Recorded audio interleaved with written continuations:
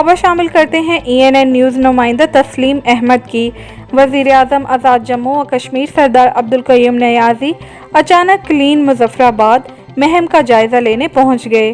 وزیراعظم سردار القیوم نیازی نے دومیل کے مقام پر کلین مظفرآباد مہم کا جائزہ لیا۔ وزیراعظم سردار القیوم نیازی کو موقع پر موجود متعلقہ حکام نے بریفنگ دی۔ وزیراعظم کی تمام متعلقہ اداروں کو مستقل بنیادوں پر صفائی کا خاص خیال رکھنے کی ہدایت۔ ماحول صاف ستھرا ہوگا تو خطے کی خوبصورتی میں اضافے کے ساتھ ساتھ سیاحوں کی دلچسپی بھی بڑھے گی۔